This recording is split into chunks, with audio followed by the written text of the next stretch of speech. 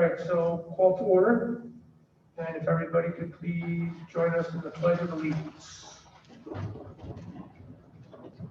Pledge allegiance to the flag of the United States of America, and to the republic for which it stands, one nation, under God, indivisible, with liberty and justice for all. Okay. Happy St. Patrick's Day to everybody. I don't think we realized the original calendar was set. So I hope you got to have your corned beef and cabbage. Do we need to explain to the audience at home? Probably. Okay. So those of you that might be out there on Zoom, do we have Zoomers, Bill? Yes, we do. We Okay, so there will be no audio in this format for you to say your questions. So when we get to the audience participation part, you can type it into the chat, and Bill will be our moderator, and he'll let us know, and we'll respond to it in kind. That's as we're live tonight in the auditorium. So we're going to start with the superintendent's report, and the first one is student recognition. Okay.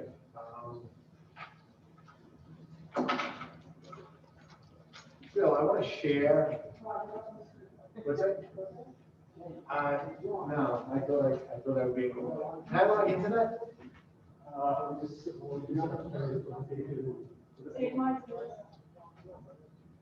I just have to, the high school, I thought I was going to be able to log in. The high school kids, students of the month. But I can't see who, so this is what every home is saying right now, but I don't see. Can you share it with me? Share with who?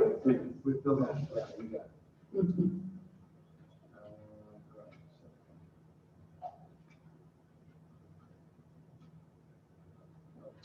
it. This is good. And you can just show it as a presentation.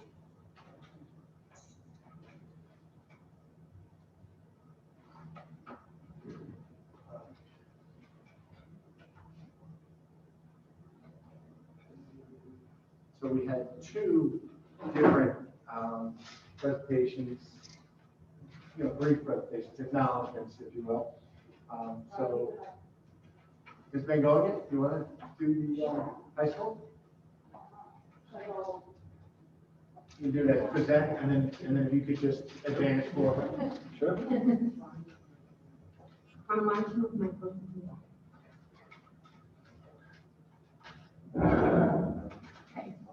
Good evening. We're now going to announce our Students of the Month for the month of February. And just to remind everybody, in the past, we used to acknowledge our Students of the Month for being the English Student of the Month or Math Student of the Month.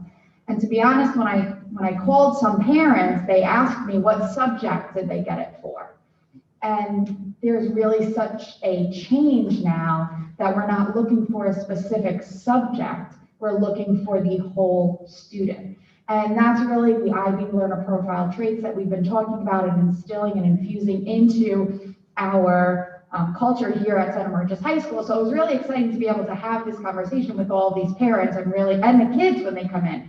You start to talk to them about these attributes that they're exemplifying, and they don't always know what all of this means. So just start to spread that word more and more. It really, it's an exciting process to watch.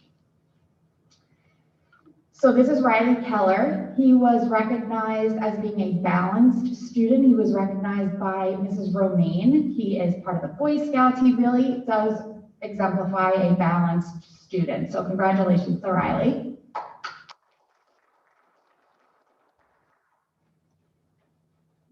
Sophia Pishora, she is recognized for caring. Ms. Chance recognized her, nominated her. She is actually going above and beyond for students who are distance learners and maybe aren't as engaged in the classroom as possible. She's actually reaching out to them and bringing them in and offering to do projects with them and things like that. New students she's bringing in, so it's really just nice to see and definitely exemplifies caring.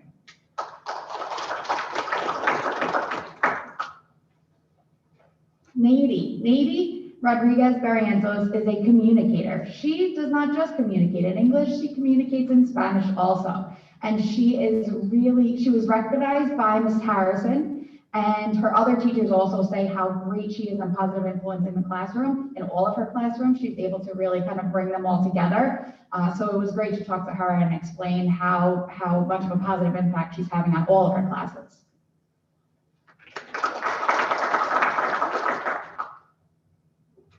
Emily Daniels is an inquirer. Mr. McCoy recognized Emily. I've had Emily in the past, and although she is quiet, she is such a thinker. She really is curious, and she likes to ask questions.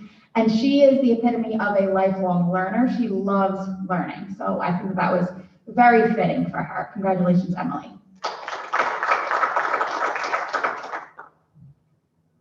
Jillian Ryan, she is recognized as being knowledgeable from first Mr. Melandro, but really all of her teachers. She is an amazing student and not just knowledgeable where she knows a lot of material, knowledgeable where she is always trying to learn more and to broaden her horizons and to know not just one subject, but really across interdisciplinary. So she's a rock star.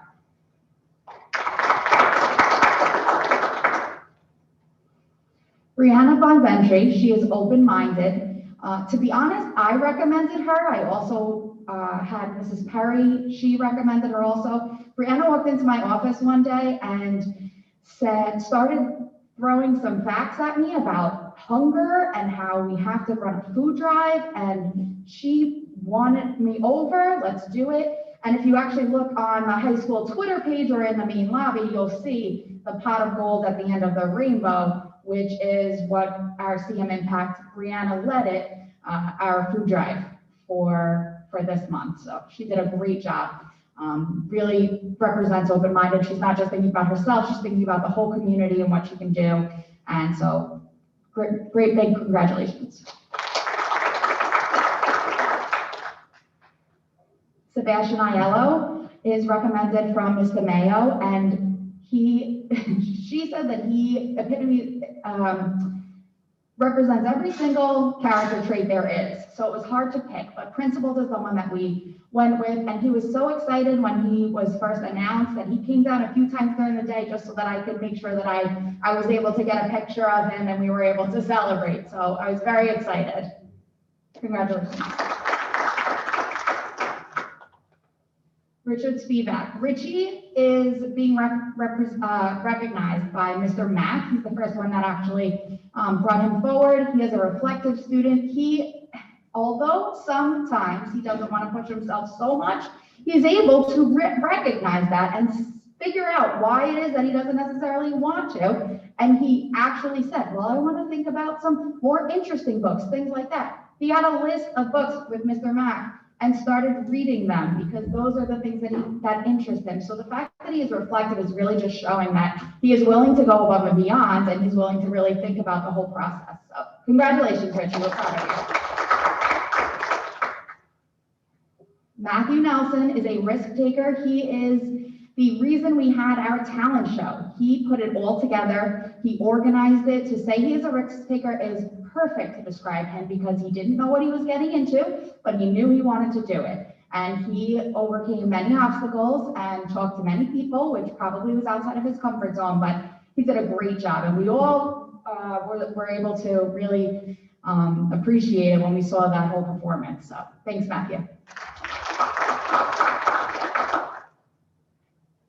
Adam Silvera is a thinker. Sometimes he is thinking so much, I just see the wheels spinning, and we have to, as teachers, remind him to write some notes down on a notepad because he just wants to keep asking those questions, which is great.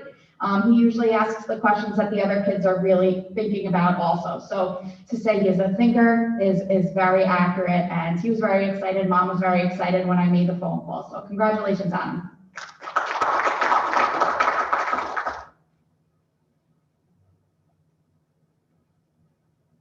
Good? Okay, congratulations.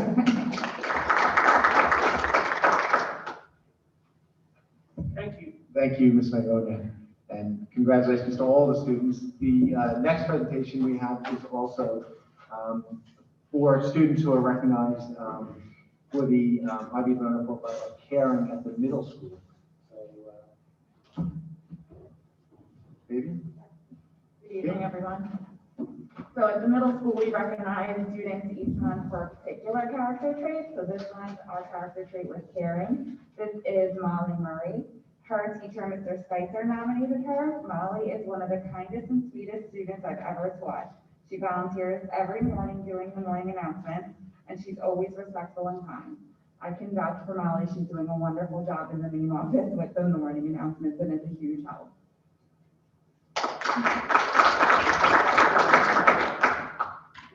Mr. Spicer also nominated Julia Coleful. Julia is kind and giving, and she is loved and respected by her peers. She is a very positive presence in class. Congratulations, Julia. Next is Dylan Anderson, also nominated by Mr. Spicer. Dylan is hardworking and is dedicated to succeeding. He respects and is kind to his fellow students. Great job, Dylan. Lastly, we have Melissa Varley. Melissa was nominated by her LOTE teacher, Mrs. Harrison. She wrote to us that Melissa is very passionate about the safety of animals and animal cruelty. So much so that she did an entire presentation about it with Mrs. Seymour in her class. In LOTE, she is always passionate about learning languages. She can already speak Turkish and English. Melissa feels that connecting and communicating with people brings the world together. Congratulations, Melissa, great job.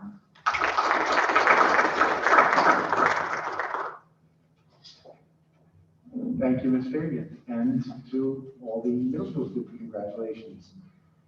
Okay, so we are in the midst of the budget season here, and so today we do have another budget presentation, Budget Workshop 4, which is our program budget, and Ms. Laughlin is going to be making a presentation with the help of our building level administrators with regard to Budget Workshop number 4 here. So I'll turn it over to Ms. Laughlin. Thank you.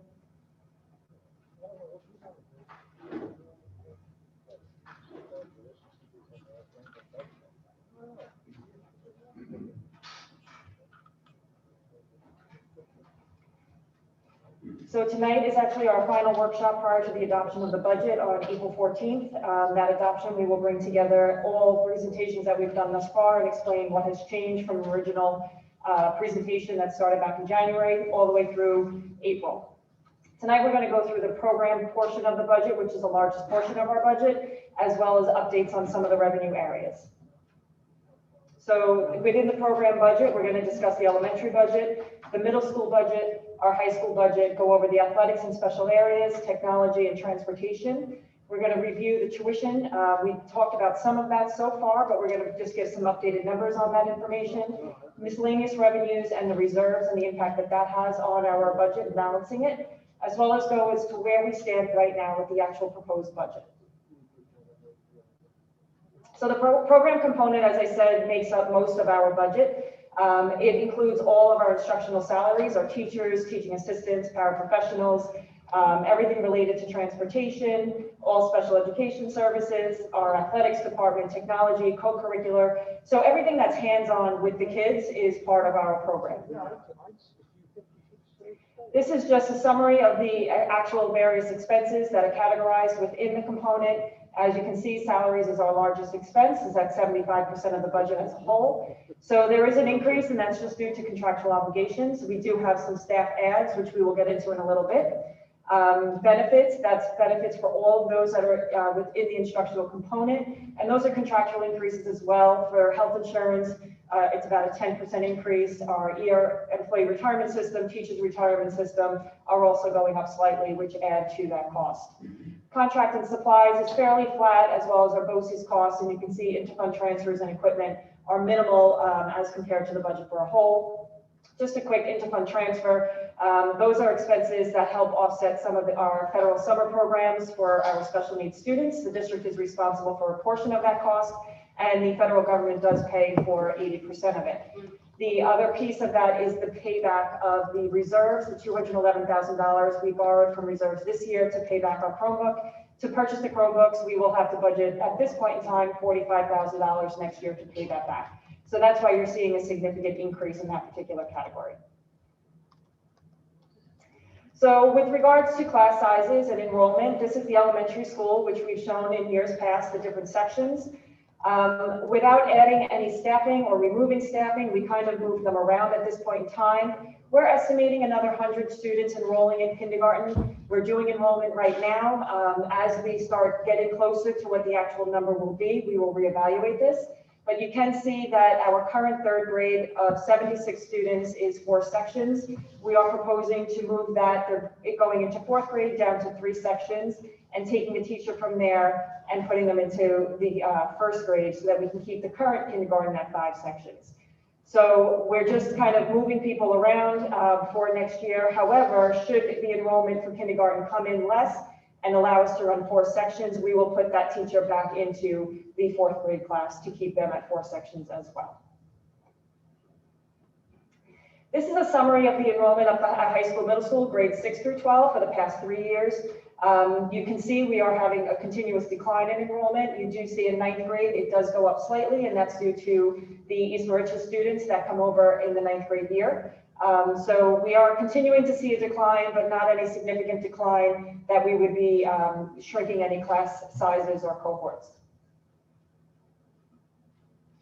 So with regards to our staffing, this is just a summary of all the various instructional staff and the tenure areas that they work within, as well as our support staff, such as our teaching assistants, permanent subs, and special ed supports providers, and our non-instructional, which are our monitors, paraprofessionals, and our nurses. So you can see our teaching staff is remaining flat going into next year, as well as our instructional support. It's in our non-instructional staff that we are seeing a slight increase, and that is due to paraprofessionals, and that's based on the IEPs of students with special needs. So based on those IEPs, they're projected to require a few more paraprofessionals and one-to-one aides. So that is what we do have budgeted for next year. I misspoke, sorry, in the instructional staff, we are going up a 0.2, and that is due to adding a 0.2 in the middle school for 6th grade. We are continuing to evaluate the needs of the current 5th graders in the current situation we're working in of virtual learning to see if they need further support as they enter into the middle school years. So we are adding in a 0.2 for additional services in that area. So Mr. Ritchie, if you can come up and speak about the Clayton Huey building. With pleasure. So first I want to just thank the board and everybody for your support this year. Going into next year, we're looking to kind of get back on track with a lot of the initiatives that we've been working on for the past few years. The biggest thing for us is the continued professional development that we've had going with the IB program for the PYP. Our teachers, a lot of them have already started doing our curriculum work in terms of just getting programs started, and this year our biggest focus has really been on kind of establishing the learner profile in the classrooms and continuing that work, as well as just establishing, best practices in the classroom tied to IB.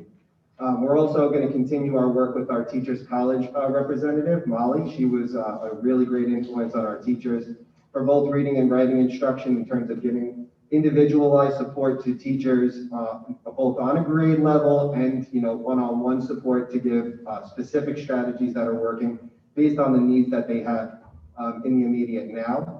And then we're also looking into a new math program. We were notified this year that the Go Math program that we're currently using in grades K to 3 is going to be no longer available in 4 years. So we're exploring right now a rollout or a timeline of when we're going to potentially go into a new program. So the teachers, I actually have a meeting tomorrow morning with the vendor to look at what their next new program is, and then we're going to continue to evaluate different programs to see what best suits our needs for K-3 right now. For science, we have different programs through BOCES that we've continued to use that have really supported the inquiry learning that we're doing through IB. It's both BOCES for science and ESP kits, and there's professional development tied directly to those as well.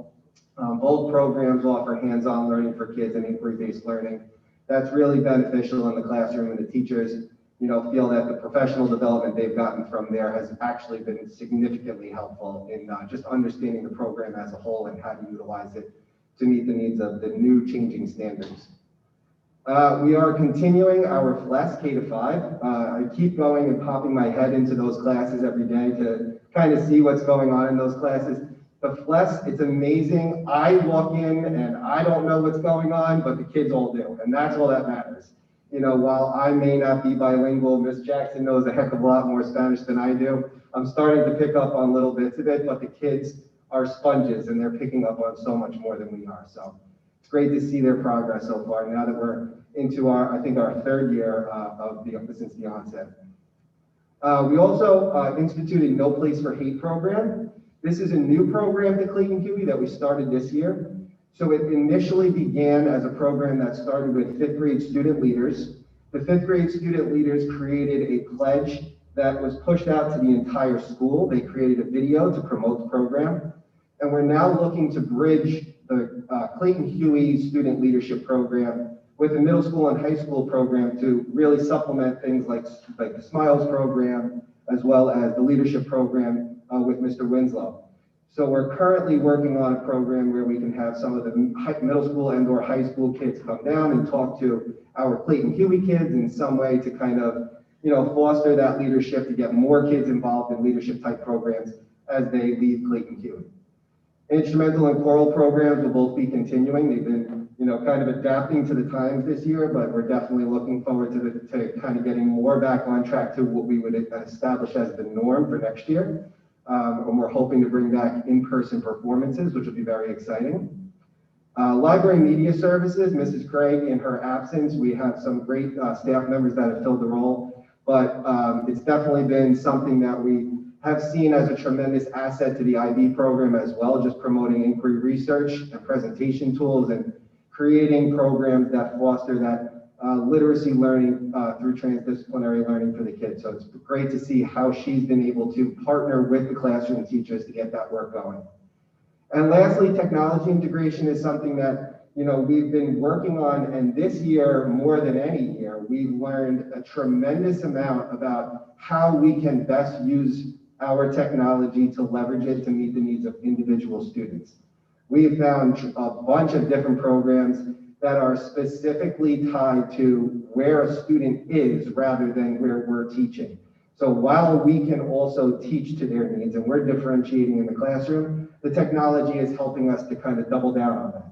So it's been great to see that, and now that we're, you know, in the process of rolling out technology back into the Clayton Huey building, we're going to start utilizing that this year, hoping that we can give some of those devices, you know, or at least the applications access to the kids for the summer, so that when they come back in September, we're back on track and, you know, where we need to be going, you know, moving forward. Because the kids have, while we're growing and we're getting back to where we were next year, there's always work to be done. So that's where we are. And clubs, we have pretty much the same clubs we're hoping to run next year as we did last year. A lot of our clubs this year ran virtually if they were running. So STEAM, art, technology, culture, like the culture club is actually going to be tied back into also our No Place for Hate program. We have some kind of a bridge there. Lego, drama, newspaper, safety patrol, science, student council, yearbook, and strategic games and book chats. And that's it. Thank you. Thank you. Thank you. Mrs. Fabian for the middle school? I do wish you would have brought your shillelagh and leprechaun. That was you? Yeah, if you missed the pictures, you really need to check them out online. You asked the kids, I said no.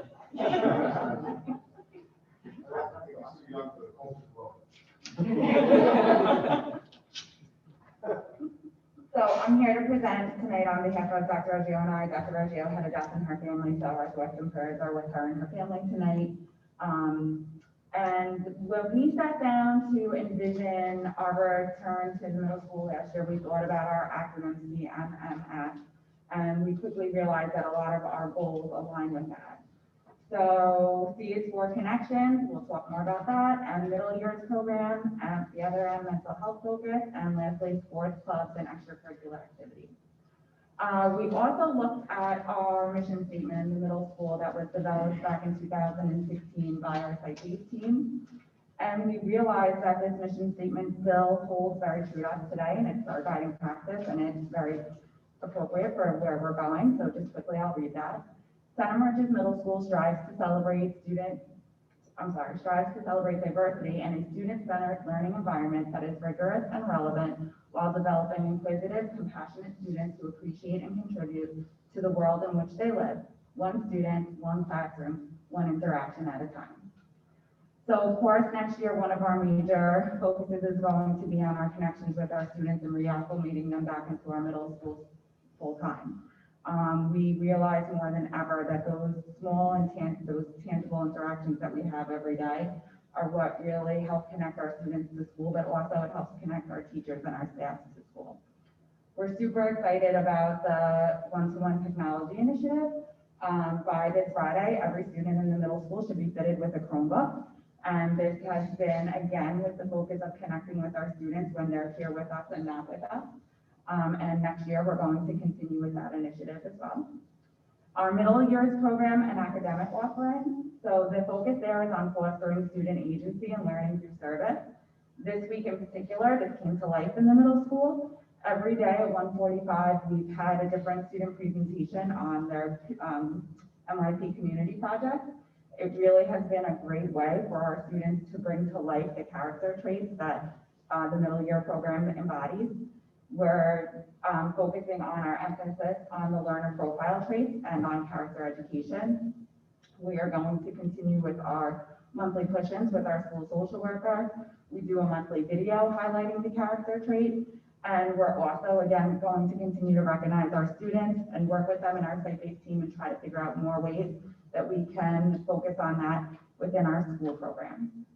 And then lastly, there is just a listing of our other academic offerings: exploratory language, research skills, approaches to learning, and our STEM electives. Those electives give our students an opportunity during the day, again, to emphasize those learner profile traits and have a different opportunity from the traditional core subject areas. Next M, we have our mental health focus. Oh, just going back to the MIP project. Very soon, you guys will receive a little highlight video of the student work that we've been seeing every month. And hopefully, in a couple of months, we could bring our students here in person to present some of the projects that they've been doing that are so wonderful. All right, our mental health focus. I wanted to talk a little bit about our holistic student assessment. One of my major focuses and what we're hoping to complete by the end of this school year is an STL assessment for our students, and that's going to give our teachers a whole picture view of like how their students are functioning, not just academically, but social and emotionally as well. It's going to help increase our awareness and understanding of our emotions and management of them. We're hoping to provide some training to our staff so that when they're working with our students, they feel confident in meeting their needs and responding to their needs immediately. So we're excited about that focus as well. And then last, for S, sports clubs and extracurricular activities. So we're starting to see a little bit of the hustle and bustle of sports back in the building. That's very exciting for our students. Again, it's connecting them here with us. But we're excited for some full seasons next year, some in-person performances with band and chorus, and bringing back some of the extracurricular activities such as robotics and our knitting and crocheting club more hands-on. We're also very hopeful and optimistic, and we're thinking about the possibility, no promises, of Frost Valley and Washington, D.C. next year. Our students are really missing that opportunity, so we're hopeful that that can return to us back at the middle school next year. Thank you. Thank you. Thank you. Thank you, Courtney. Ms. Mangonia, can I ask you?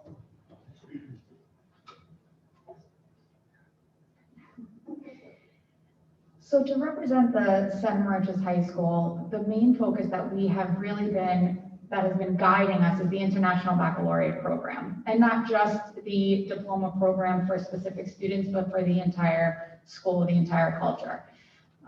Our students in the IB diploma program, they will graduate with an internationally recognized prestigious diploma that will already set them apart. One of the things that we try to do here is give our students every opportunity to succeed. And one of those things is to make sure that they can stand out when it comes to colleges or when it comes to the different career paths that they want to take. And this is one of the things that we have brought to Santa Mauritius and are able to give our students. The high quality curriculum to encourage critical thinking. Most of the thought now behind the education process is to have a student-centered learning experience. And although that is happening in all of our classrooms, the IB curriculum makes it a lot more feasible to have our students come up with the questions that they want to answer. And that alone is a very big shift. And it is very exciting for our students. It's a little bit nerve-wracking for them when they're used to just being asked a question and they have to figure it out. Now they have to come up with their own, but it has already been a change and it's already becoming a more positive learning experience for our students.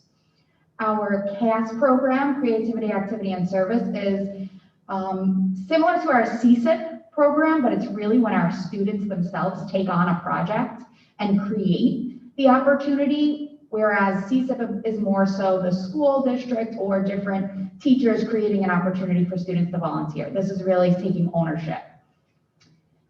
We are constantly trying to grow our course offerings and opportunities. We have our concurrent classes through Suffolk County Community College and some of our SUNY programs like Farmingdale. We have our AP courses, now our IB courses. And one of the things that I think is so important is we listen to our students. Our guidance counselors do not just make schedules, they listen to what the students want to do. They talk to the teachers to see what students are interested in, and we try to always adjust the course offerings to meet the needs of our students. And we can do that here at Santa Maria just because we're small enough where we can really guide our students and our staff into the fields that are most important to our kids at this time. And right now, we know more than ever that we need these connections with our students. So if we can get them into a class that they are very excited about, that might just get them into the building every day. And we do not take that lightly. We provide special education support classes. That has always been the case, but we are making sure that we provide our students with special needs, their IEP program. We are providing supports for all of our students. One of the things that we did in the beginning is we brought back our students who were in certain self-contained classes or our ENL classes because we are aware that certain students do need more supports. And that is something that we continue to do, and we will continue to provide supports moving forward. It's something that we did before the pandemic, and we pride ourselves in being able to do that after as well. Our continued professional development with the IB program comes professional development for our staff. The feedback that I have gotten is that this professional development is unlike any that they've attended. It is very intense, very rigorous, but they come back with so much information. Right now, it's a little tough because most of this is virtual, so you're not getting the same networking and the same response. But the good thing is, anybody who is doing the virtual professional development right now has already figured out when they can go to in-person once this is all kind of past us and they can travel to all these different locations. The fact that this is international really spreads the wealth, and we're able to connect, not just in the United States, but across the world. Our staff members are also participating in LICE, Long Island Consortium for Excellence and Equity. We continue to strengthen our commitment to learn and work together to support and nurture the school and life success of all of our students. We know that equity is so important and something that we have based majority of how we were going to come back this year on equity and providing an equitable educational experience. And this is something that is a year long. It's not just one professional development day and then you go back and talk about it. It is progressive. We work throughout the entire year, and then we come back and we all kind of talk about it and see how we can instill these values into our school every day. We have a good amount of our honor societies, which are very exciting. Our students, most of them were inducted virtually, but we are hoping that maybe we can get some in-person inductions as well. We have Art Club, Bible Club, DECA. We just had a student who was recognized, Kayla Mitchell, she got an award through DECA, so that's very exciting. Diversity and Inclusivity Club is new this year. It also goes along with our Diversity and Inclusivity class, which is a great addition to our program. Drama Club, esports, Friends and Buddies, Future Teachers. They do work with Mr. Ritchie and Ms. Jackson at the elementary school, and they will actually, our students, the high school students, will teach a lesson virtually to the elementary kids. So it's really aligning all the buildings. It's amazing to see, especially because us teachers are having such a tough time teaching virtually, and then our students do it, so we have to be able to pull it together. Instrumental music, mindfulness and yoga, student council, and yearbook club. So these are all things that we're continuing to support and provide to our students. Thank you. Thank you. Thank you. Mr. Thode will go over our athletic offerings and special area programs. Yeah, before I get on this, I think it's really important, and I think the board should hear that one of the greatest things that has happened over the last year or so, but specifically this year, is that we're using our resources smarter. And what I mean by that is the elementary school, the middle school, and the high school, administratively, teacher-wise, and kid-wise, are sharing resources. So you'll see quite often now that our high school clubs are working down at the elementary school, or our elementary school kids and teachers are working on something that's helping the high school kids, and obviously the middle school too, in any different direction in that three-pronged approach. So I think that's something that's really taken shape this year because of need, but also because of the collegiality of our administration and our staff. That we're using our resources much better, and I think that's going to be a better impact for our kids. As far as our athletic offerings, over the last couple of years, we've consolidated some. We have a full slate of athletics up there for next year. I think, again, you probably know this already, but since we've started sports, there's been a new energy in the schools. Obviously, at the high school, when we started the winter season, now we're into the fall season, quote unquote, and the middle school starting up. On a general year, anywhere between 60 to 70% of our kids play at least one sport. If you add into, which I'll get to my next slide, actually you can switch if you like.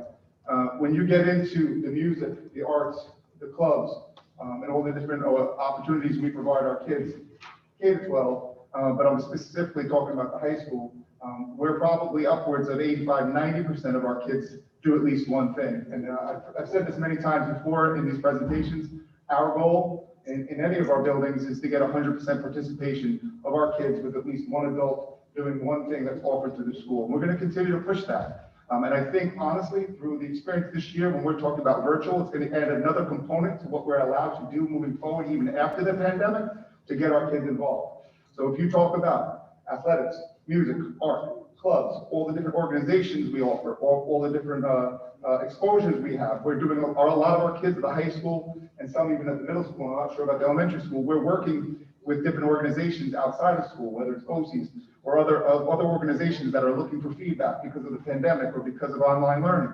So we're trying to push our kids into all different directions as often as we can and as much as we can, because we want our kids to be involved and connected to the school in one way, shape, or form. So you see from the co-curricular fine arts, just a few snapshots of things. Our drama club is going to be exciting this year. For those of you that don't know in the public, we're going to be doing Grease out on the football field, just like a natural backdrop, pending any hang-ups with the COVID. But we're excited, and we're doing a lot of these different things where our kids are doing multiple things because they're so excited to be involved again and to be part of the school and to be connected and be together safely. But it's really starting to move forward in a positive way, and we're getting excited, and we're also preparing for a lot of different new things that we're going to do to celebrate the end of the year and specifically the seniors. So, any questions? Great.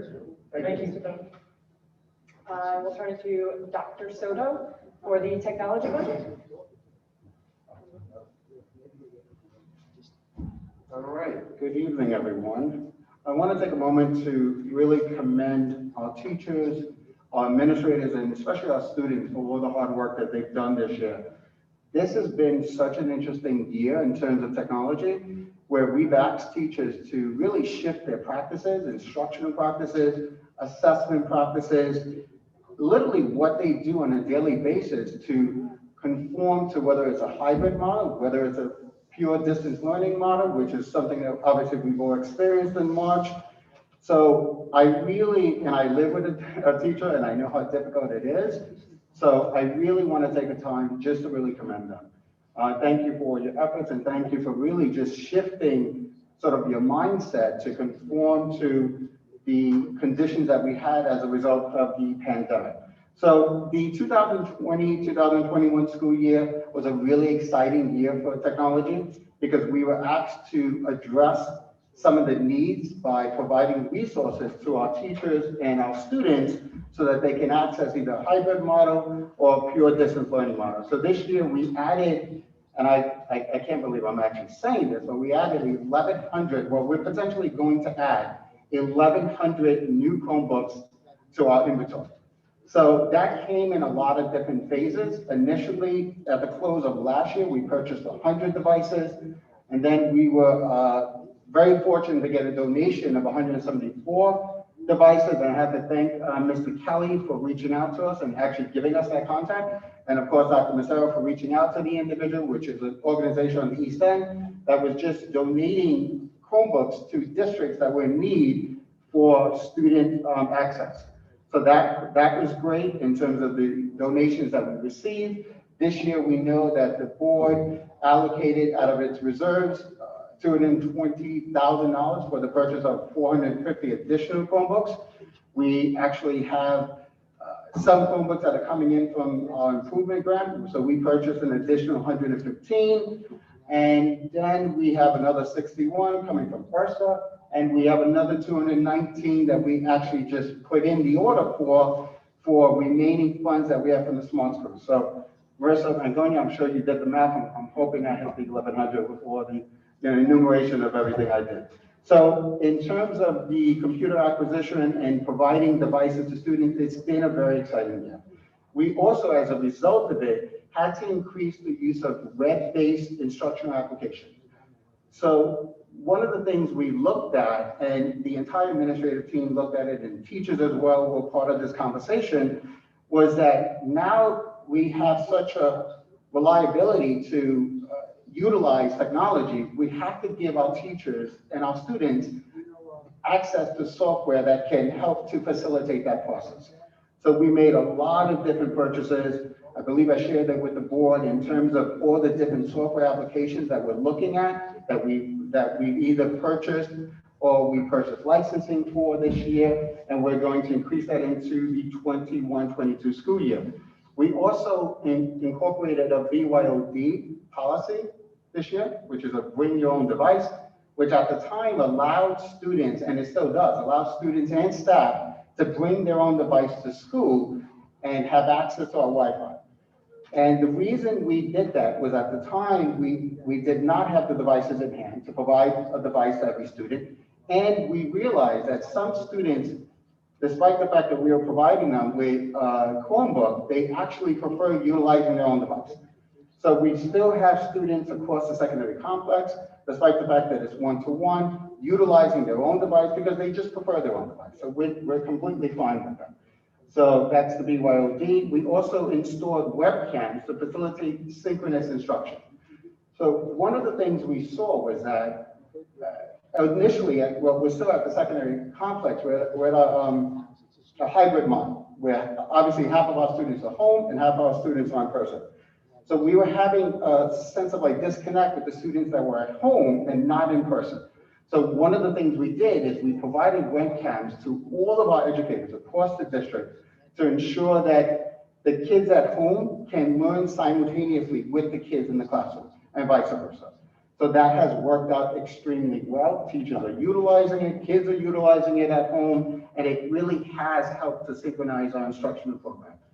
We upgraded our internet connection at all facilities. Obviously, if you're adding all these devices, you're adding BYOD, you need greater bandwidth. So that's what we did a couple of months ago. So that is a good thing in terms of the internet connectivity across the district. We also had to enhance the cybersecurity measures across the district. So we enhanced the filtering, we enhanced our malware software to ensure that when kids are utilizing our devices, they are protected. They are not accessing websites that they shouldn't access. They're not accessing language that they shouldn't access. We do get a warning when that occurs. So that is something that we put in place as well. The last piece that we did this year, and it's still actually in the process of being completed, is that we are in the process of working with a company, Syntax, that's an outside district, outside entity that is creating a new website. And the reason we felt the need to create a new website is that it is going to be ADA compliant. It is also going to facilitate sort of the use of that website. It's going to be a lot more user-friendly than our website is now. And it allows that company to host the website outside of the district. Right now, we are hosting it internally, which we have to have a server to host it, and it is a cost factor. Everything that we have in terms of servers, it is a cost factor, so having it run remotely outside of the district does save us on that effort as well. So some of the things we plan for the 21-22 school year is, as I believe the principals indicated, the administration indicated a moment ago during their presentations, is that we plan full implementation of a one-to-one initiative in grades 5 to 12. As you can see, we are going to have 1,100 devices, so that should be able to outfit all of those grades. So we are still in conversation as to what that is going to look like for Mr. Ritchie in grades K to 4, but we do believe, don't worry, Dennis, we do believe that we are going to have enough devices to house his building as well. But we are looking at ways to invest in technology that would be equitable across the elementary as well.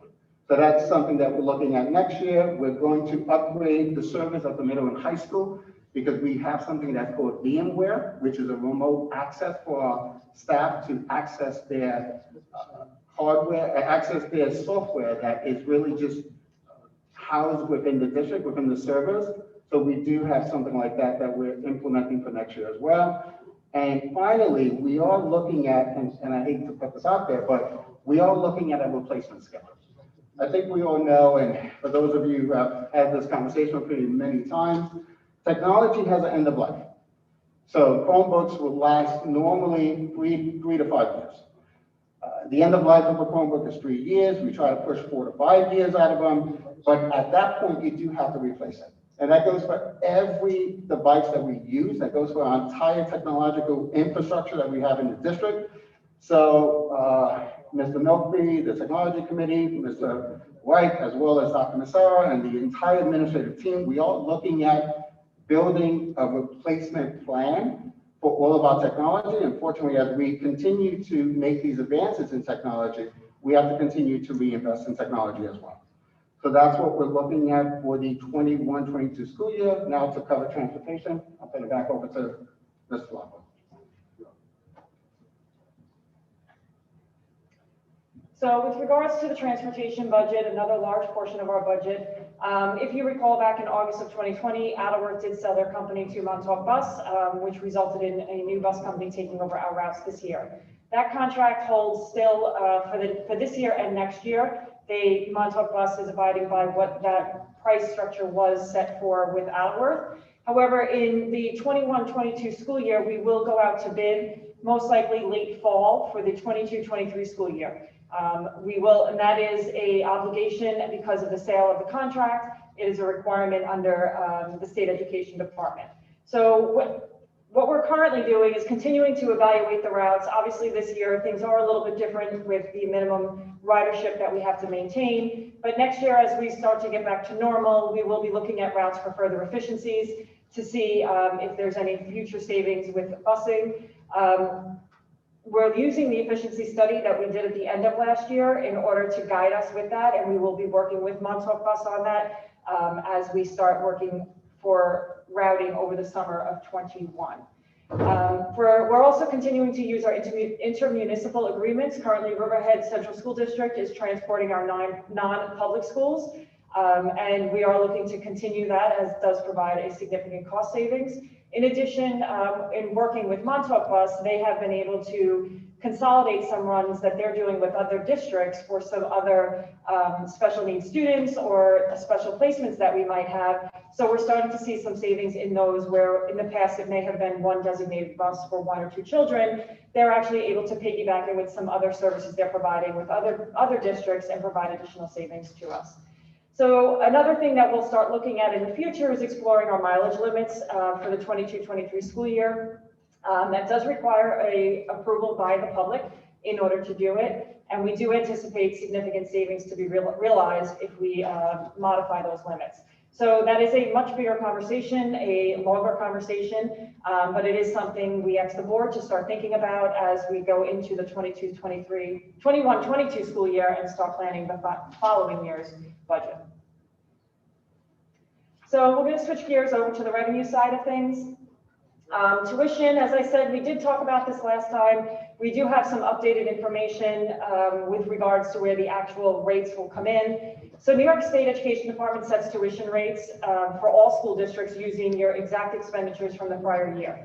We report them in September of every year, and then around December, the state uses a formula called the Seneca Falls formula to develop what the cost is to educate a child, whether it be grades K-6, 7 through 12, or a special education child in one of those grade categories. So we use that rate for both the East Merchants tuition students as well as the Native American tuition students. So you can see there the revenue for East Merchants will be $1.4 million next year, and Native American tuition will be about $1.9 million. The special education program that we run here, we have a lot of students that attend our program from other districts. They choose to send them here instead of a BOCES, or they can offer the program in-house. So as long as we have a spot available, we accept those children and we bill an actual rate. We don't use the Seneca Falls for that. We actually take the classroom expenditures, the actual teacher salary, TAs, paraprofessionals, adaptive PE programs, and whatever other special services that child might need, and we come up with what the actual cost is per child for that program specifically. So that program for next year is anticipated to bring in about $1.4 million. We have Princely Place, which is about $142,000 each year that we see in revenue for that. And what that is any special education student that a parent chooses to send to a private school within our district. So we have Our Lady Queen of Apostles and Leonard E. Burkett are those two private schools within our district. And when a parent chooses to do that, we have become responsible to be their special education provider and have a cost as it relates to that. So in return, we invoice the district that the child comes from for those services. And then we have health services, which is similar to Princely Place. However, health services is for all children. We provide a nurse over to OLQA and Leonard E. Burkett. We provide speech services, psychology services, counseling services, anything that's non-IEP related. The private schools have the right to, and the public school is required to provide those services. So in addition, we bill out for those actual services to all the other districts based on their population within the private schools. So these are just the other miscellaneous categories. They're much smaller categories for the budget. You can see interest is on a significant decline, and that is just because of the falling rates that we are seeing. E-rate, we did see an increase in, and that is because, as Dr. Soto just mentioned, we did increase our bandwidth. So we are seeing more expenditures, a little bit more expenditure in that area, but we are getting reimbursed for it on the other side. Premium on obligations, that's a result of our TAN borrowing, the tax anticipation note we do every year. We have been seeing a slightly higher premium because the interest rates are low. And then you can see all the other costs are fairly flat. Prior year revenue, you're seeing that is a significant increase, and that is a result of BOCES. We do get paid back whatever is, BOCES is not allowed to see a profit. They have to break even if each year. So as they do their analysis, they are starting to find that there's more money actually coming back to the districts at the end of the years. That revenue has been going up significantly, so we are accounting for that for next year as well. So when it comes to reserves, we have an applied fund balance of $1.1 million that has been in the budget for quite some time, and it is the board's goal to reduce that over the next 4 years. And for next year, it was to reduce it by $100,000. However, given the current budget situation, we are recommending to hold it flat. Anything could change, and if it does change for the positive, we will certainly adjust that back down to the $1 million as per the board goal. We have the employee retirement reserve. That is only allowed to be used for those that are non-instructional staff and to help offset the expense of their retirement costs.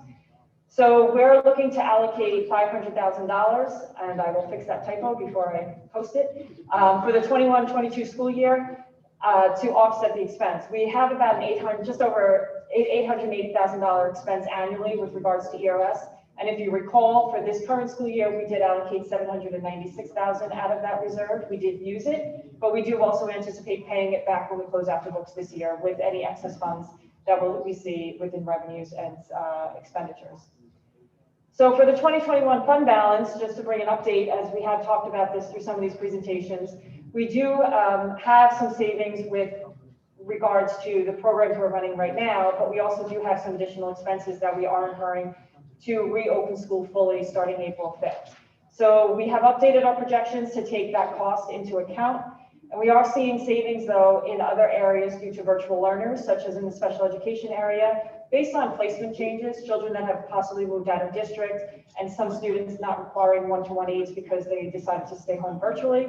It's about over an $800,000 savings in the area of special ed. Transportation, shuttle buses for some midday programs are not running, and athletics is seeing a decrease in transportation due to the limited contests that they're holding. So we have about $126,000 in savings there. Our health insurance line, the rate we projected was 7%. It came in less than 2%. So therefore, we are seeing a significant savings within that area as well. We will be meeting our undesignated maximum fund balance of 4%. We also are not spending the $1.1 million that we applied to this year's budget. So that way we do have it for next year as well. And we will be able to pay back the reserves that we used this year, such as the ERS, TRS, and unemployment. Carrie, if we have a question, do you want us to wait until the end, or do you want us to ask now? Up to you. If you want to ask it now while we're on it, we can go for it. I'm just, all the allocations of 500,000, I'm a little confused. The 1.1 we've always done. Correct. And then we had, last year, some was applied, but some was supposed to go in and then kind of go out for this year, if I remember correctly, that with the. Correct. And then it didn't all, but it was like 600, give or take, and we're anticipating to be able to pay that back. Correct. And now then next year, we're gonna take another 5 out. Correct. And that was new last year doing that. Yes. We're really taking 1.6 million out of reserves for this year's budget. Correct. So, and essentially where that comes from is the controller, when he does audits on districts, financial audits, they have been focusing on reserves a lot. They haven't been running as many audits right now in the current situation, but in their audits have always been focused on reserves. And while the controller requires you to have reserves and wants to see them because it actually affects your fiscal stability score, they want to see you use your reserves and pay your reserves back. So we are using the reserve this year. We're paying it back at the end of the year. It will be fully funded. And then our goal is to use it again next year and pay it back again. So whenever you have any savings over the 4%, if you can meet that 4% goal, anything above that should go back into those reserves so that you can pay it back in full. So that way you're not just building savings accounts and, as the controller would say, overtaxing your community. You're using your savings in order to offset the expense. So we are projecting to repay our ERS and make it whole and allocate 500,000 into next year with the anticipation of having some savings in the budget to help us pay that back. Because for me, it was always the goal was to stop using so much of the fund balance, and now it's like we're going the other way. So this is something that I'm just digesting. Sorry. So just a summary of all revenues as a whole, our property tax levy being our highest revenue source, it will be 24 million within the tax cap, 0.67%. Our state aid, $11 million. Tuition is 5 million. Our miscellaneous category is 377, and reserves, as stated, 1.6 million. So a total revenue budget at this point in time is $43,200,000.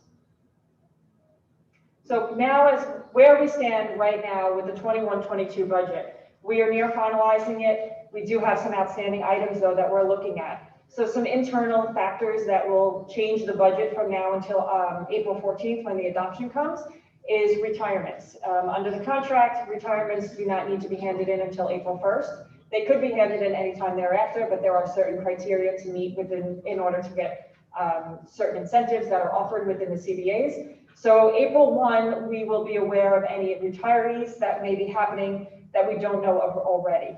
And in addition, the kindergarten enrollment. So as I said earlier, we are doing registration now. So as we continue to lock in that number, we'll know where that's going and our staffing as it would relate to that. The external factors, those are the biggest factors right now that we're watching closely. State aid is to be adopted and finalized April 1st. There's a lot going on.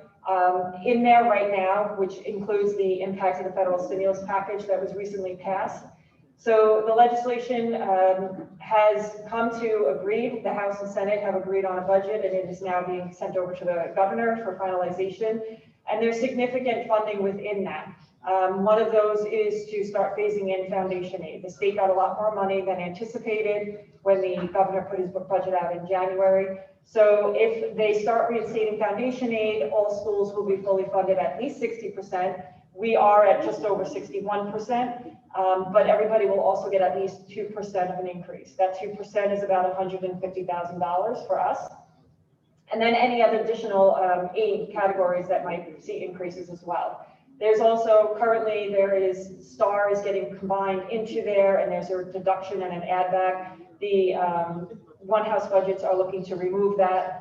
There are various talks about reinstating some other areas, such as funding, increasing the aid for staff within the BOCES programs, which would increase our BOCES aid. So we're watching that closely. We're trying to figure out what that impact will be. There's also talk of a retirement incentive from the teachers' retirement system, so that would have an effect on our retirement costs and any potential savings we could see in the budget with different staffing. So those are some key factors. Regulatory changes to the fund balance limits. Currently, we can only have 4% undesignated. They are talking about either a 6 or an 8% increase to that. There's also talk about removing the liability reserve payback. So we borrowed $212,000 this year to buy the Chromebooks. We have to budget next year over $45,000 to pay it back. And that's for the next 5 years. They're saying we could possibly hold off on paying that back and start the 5 years a year from now, or even extend that 5 years to 10 years, which would reduce the expense in the budget for next year. So those are some of the key areas that we're looking at that could help us within our revenue side of the budget to help close our gap. So currently our budget gap is $970,000. That sounds like a lot. We're a $42 million budget. It is a lot of money, but like I said, there's a lot of those external factors that are affecting it right now, and we're anxiously awaiting April 1st. Some items that we are looking at, though, are some staff retirements, the additional state aid. We're looking at our projections to refine some conservative projections we currently have in the budget, some based on any other information that we've received from now until adoption. Potentially increase the further use of reserves, to increase that 1.6 million if needed. Reduce some supply codes and contractual and textbook codes. Reduce the exploratory enrichment budget and the arts and ed budget, as well as co-curricular programs. And then last would be reduce some support staff.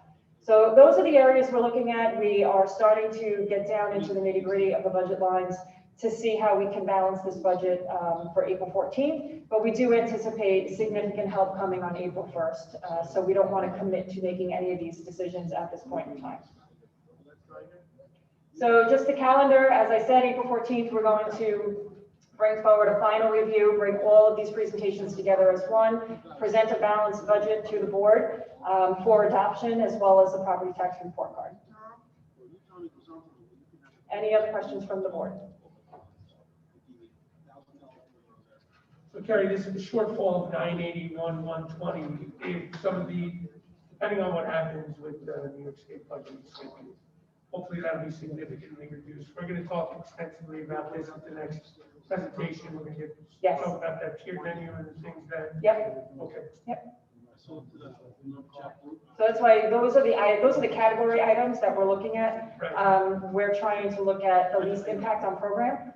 We're looking to keep all staffing structure in place, keep most program offerings in place. So, the exploratory enrichment and arts and ed, those are things that the PTA has helped us with in the past, and some additional support. This year, T-Mobile was kind enough to help with virtual field trips as well. So, we've made some connections in the current situation we're working with some vendors, and the hopes that we can continue those connections in the future. Thank you. Yep. Marcus, you good? Robin? John, Danielle? Thank you, Kerry. Thank you. Committee reports. Okay. I'll speak to some of the legislative things we've been doing lately. This week, the past 2 weeks really, leads up to a lot of advocacy. And last week we had our Winter Institute and Lobby Day, which typically would be us as superintendents lobbying legislators up in Albany. However, we did that more virtually this year. So for the past 2 weeks, I've had several appointments. I met with every legislator that represents Center Merchants individually, just to really have them understand some of the unique characteristics of Center Merchants, but also with other superintendents. I met with some of them and as well as some other legislators in the Long Island delegation to really just push some advocacy points. And I think what we're seeing for one reason or another is there's a lot happening in Albany, as we all know. But last year we got a lot of things approved that were really legislative fixes, not necessarily money fixes, because there was really no money to give out. So the legislators gave us on some other legislative fixes. This year, however, the governor's executive budget proposal was, Kerry alluded to, was positioned on getting about a $6 billion federal backfill. And he said that if it was $15 billion, they would fully fund the schools. The state got $24 billion. So that's really positive. And what we're seeing out of our legislators, and we're seeing both, the one house budgets that were released over the weekend, and they were released very timely to that point also. Both of those one house budgets were very generous, more so than we had expected. For several years, for 10 years or so, we've been really pushing for the foundation aid formula to run as it's supposed to be run, because that would really benefit all schools. In particular, we're a district that basically 39%, almost 39% underfunded for foundation aid, which is, upwards of $4 million that should be coming to Center Merchants over time. What they're talking about, both one house budgets are talking about a 3-year phase in of foundation aid. That's a positive. A 2% increase is a help to us. That would be the minimal increase every year as they work to level up. If they can do that, that really is a fantastic opportunity for schools to get their fair share. In terms of some of the regulatory flexibility that we've requested, the ability to go, Chair Lockwood also talked about the Assembly, a bill that says that we could statutorily carry 6% fund balance as opposed to in the Senate 8%. What that enables us to do is essentially build a bank account that we can, when that federal money dries up in the out years, we have a place that we can keep money so that we can then help to fund our budget. So some of those things are really good. They both have absolutely, they pulled out that idea of a combined services aid. The services aid category that the governor proposed essentially said that some of those expense-based aid, some of those things that when you spend money through BOCES, for instance, and go get your BOCES aid reimbursement, those would be capped at the prior year's distribution under the governor's proposal. Those expense-based aids will continue under the one house budgets would be continue to be reported to your actual spending. So that's really, those are a lot of really good things. And I think that, so we stand, I think April 1st is going to be a day that is going to come and, every legislator I spoke to said that they believe that the April 1st deadline will be met for an on-time budget. So that's another, good indicator for us to really know where we're at. I think with some of these changes that they're talking about, it really allows us to plan for the future. What we need is predictability in the funding process for New York State. And if they can do what they put into these one house budgets, certainly, the history is that the government puts out an executive proposal, the one house budgets come together, they come with a final proposal, and then it's meets somewhere in the middle. This is an extraordinary year, given all the controversy in Albany right now. So there's really no telling how it will ultimately play out, but we're optimistic that we will land in a much better place, and with all the other information we'll get for April 1st, we feel like we'll be in a good position, a better position, looking at that big shortfall that we're facing right now. So we're going to be patient and optimistic right now, and hope for the best. See where we land. I know Ricardo, Dr. Soto, you met with the Technology Committee and the DEI Committee over the past week. So if you want to just give a quick update on anything. Sure. So last Thursday, we met as a DEI committee, which is Diversity, Equity, Inclusion Committee.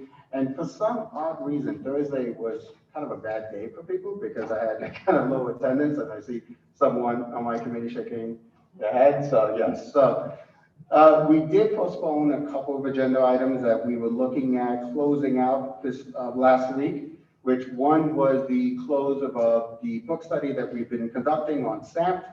And the second one was the work that we as a committee are doing regarding the development of a K-12 equity plan for the district.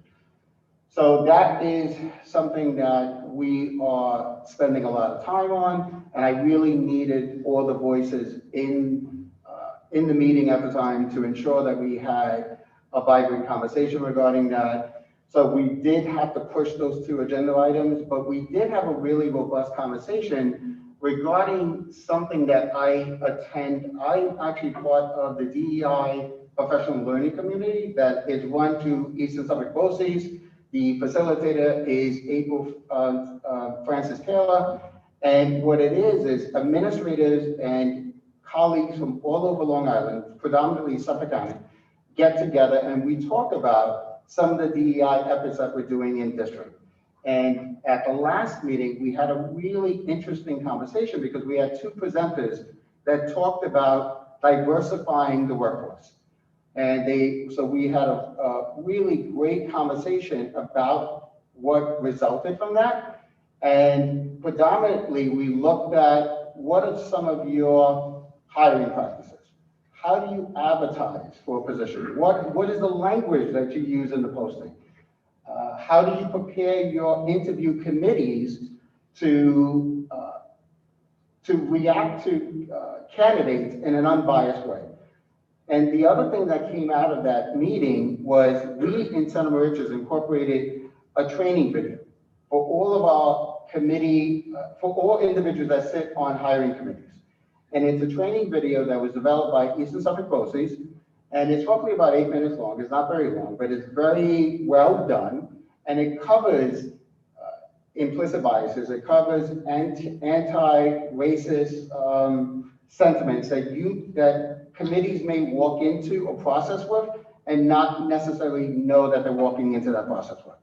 So I actually had the video.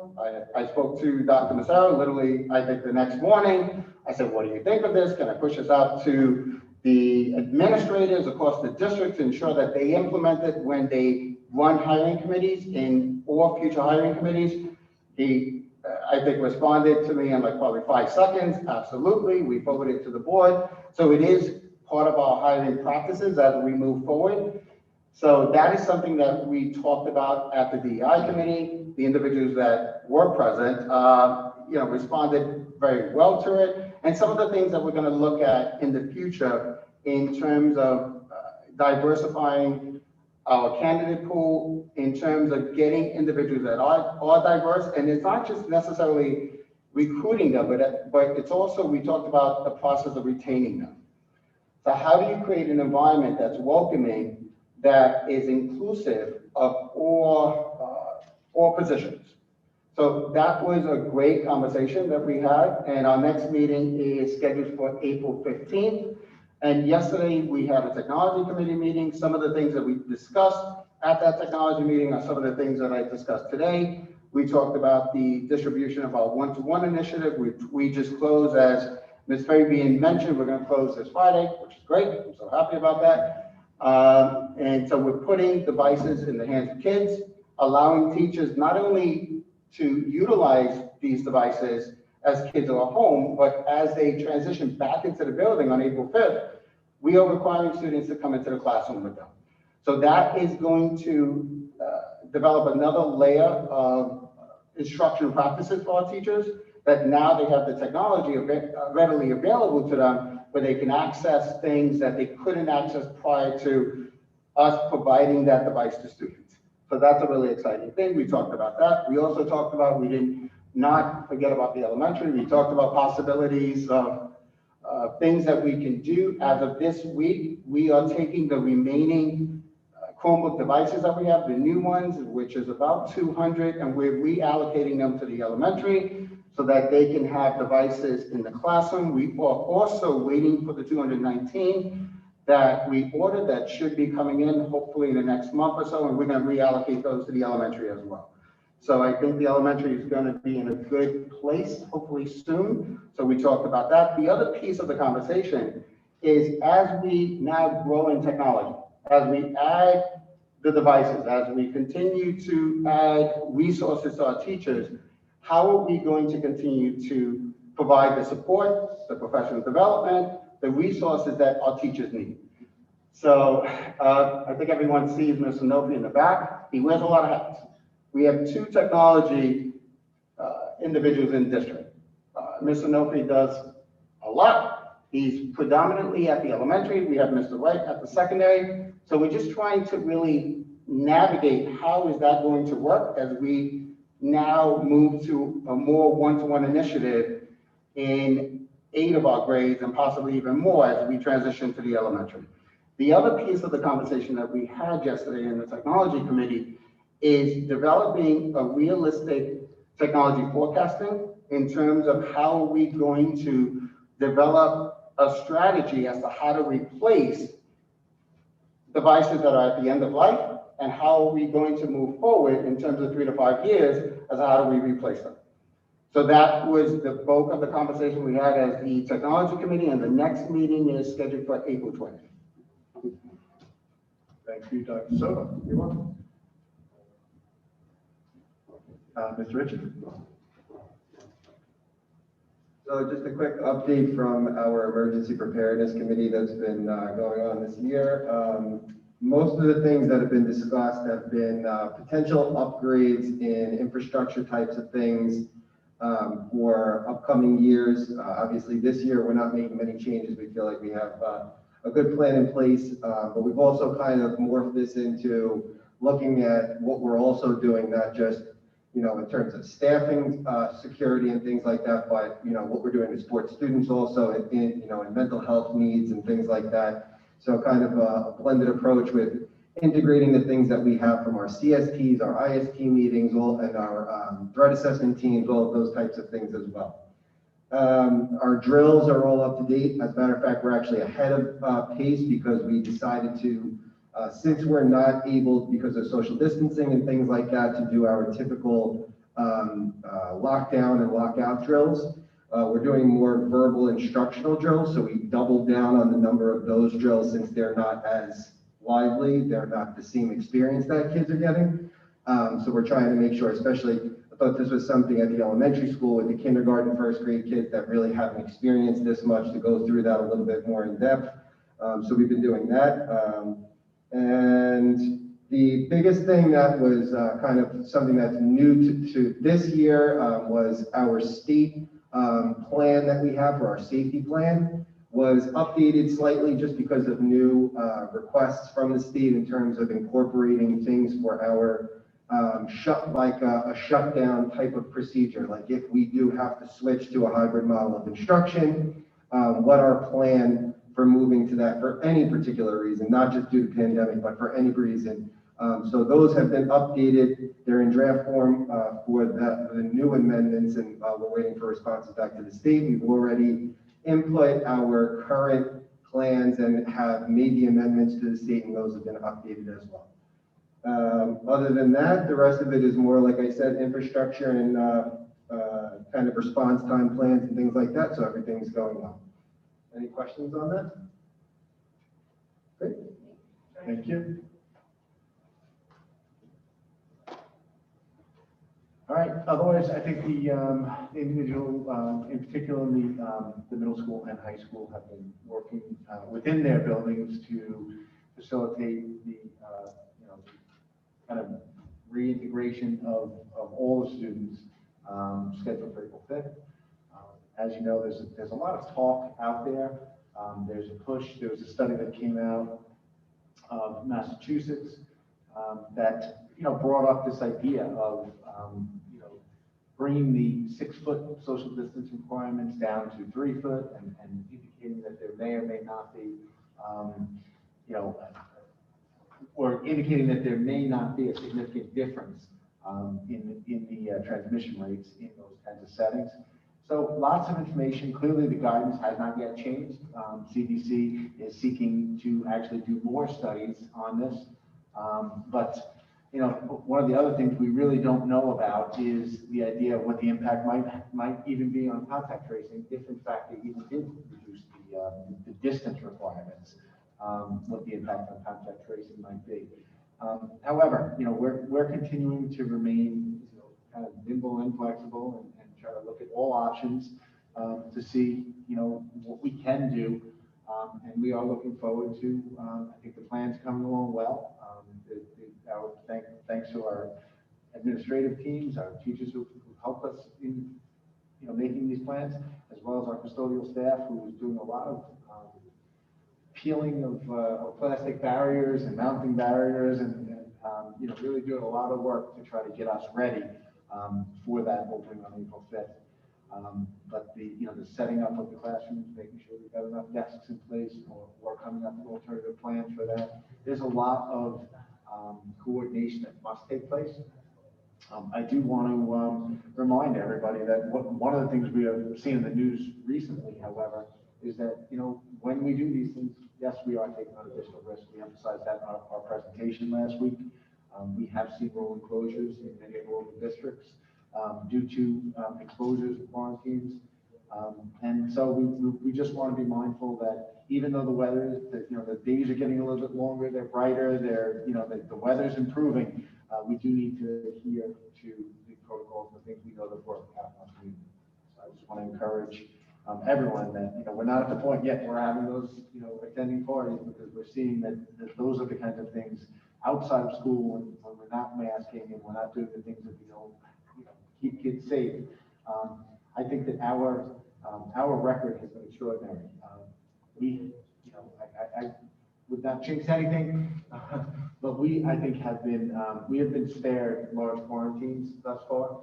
And I think that that's a credit to the responsibility that our kids are showing outside of school, not just in school. Taking place and really taking that Suffolk pledge seriously with our athletes who have to be tested once a week. These are things that our kids are really proud of the way we haven't seen that kind of spread that other places are seeing from parties and stuff like that. So keep doing the good things that you're doing, kids, and we're going to remain open, and we're going to be able to continue bring back more and more students. Thank you. Bill, that brings us to questions and comments regarding tonight's agenda only. Opportunity for people to speak about tonight's agenda or written letters. Do you have anyone, Bill? Let's see. So if anyone has a question, they just have to type it in the chat.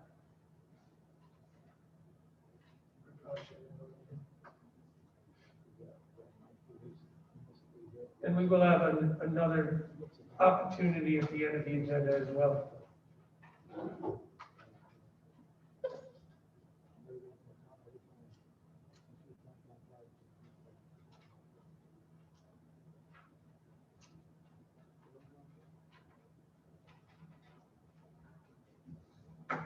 Nope, we're good. Okay. All right, so that brings us to the approval of minutes. The Board of Ed is asked to accept the minutes of the following meeting as prepared by the district clerk. Minutes of the meeting of the Board of Ed on March 3rd, 2021. Motion? Second? Second. All in favor? Yes. Yes. Motion passes unanimously. Dean, I think that's you, right? Financial reports?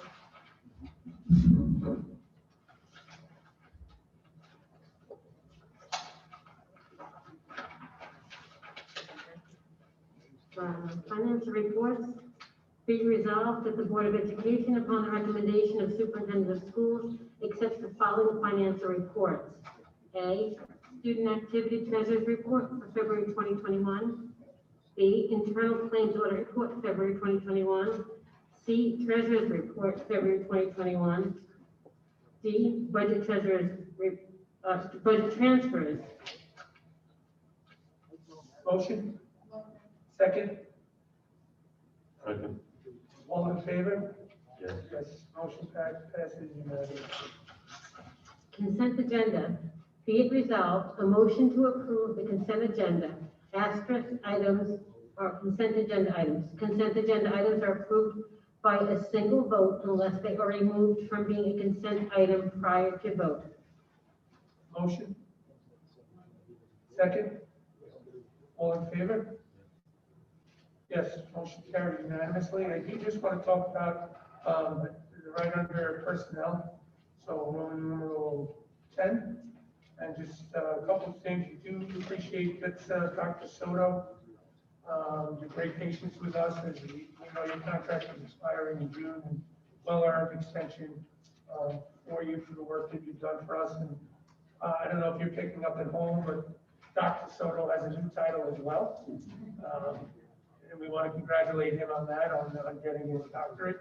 You know, it's been a tremendous amount of work and dedication by you, so congratulations on that. I think you, Actually, yes, last Thursday, the day that I had the committee. right, you defended your, That's it. yeah, and it went well. Yes. It went well. So we are trying to help Dr. Soto get used to his new title. You know, he picks up the phone for me as a Mr., but it's doctor now, and it's well earned. So congratulations on that. And that brings us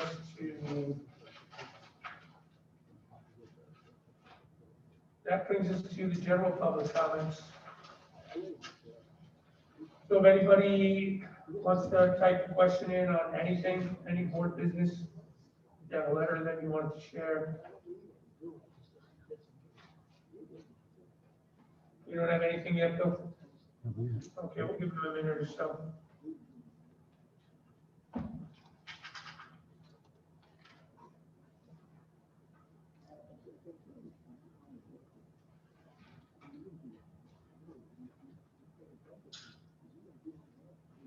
So do we have an update on the football games that you know?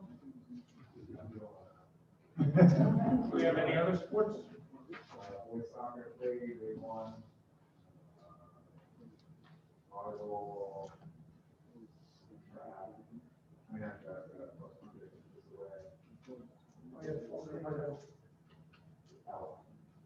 I mean, Bill? Nobody. No one? Okay. Well, I think the call at the end of the last game last Friday was a good call. Had to go for the win. I like it. All right, so that brings us motion to adjourn. Motion? Motion. Second? All in favor? Yes, motion carries unanimously. Next Board of Ed meeting, April 14, 2021, executive 6. Action meeting approximately 7, location to be determined. Hopefully we'll be live again. Thank you very much, everybody who came. Thank you, We guys. appreciate it. Have a good night. Safe trip home.